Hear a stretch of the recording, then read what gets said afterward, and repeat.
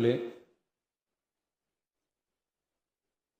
மக்களே மக்களுக்காக மக்களால் நடத்தும் ஆட்சி மக்களாட்சி என்றார் அமெரிக்க முன்னாள் குடியரசுத் தலைவர் திரு ஆப்ரஹாம் லிங்கன்.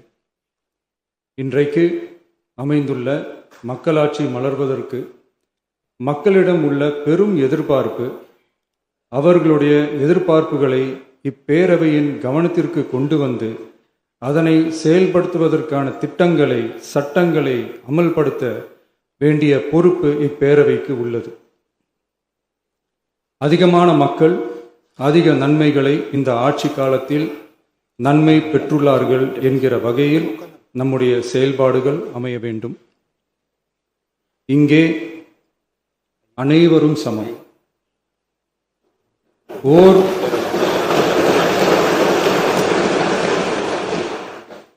ஓர் உறுப்பினரை கொண்ட கட்சிகள் இங்கே இடம் பெற்றிருந்தாலும் அவர்களுடைய கருத்துகளுக்கும் அதிக எண்ணிக்கை பெற்ற தமிழக வெற்றி கழக உறுப்பினர்கள் தெரிவிக்கும் கருத்துகளுக்கும் சமமாகவே மதிப்பளிக்கப்பட்டு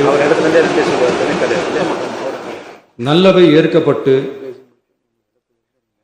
அல்லவை நிராகரிக்கப்பட்டு ஜனநாயகத்தின் இதயமாகவும் மூளையாகவும் இப்பேரவை செயல்பட வேண்டும்.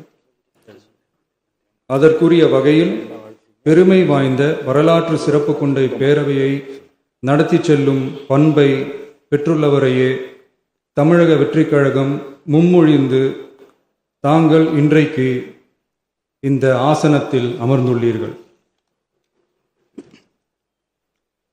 மாண்புமிகு பேரவைத் தலைவர் அவர்களே,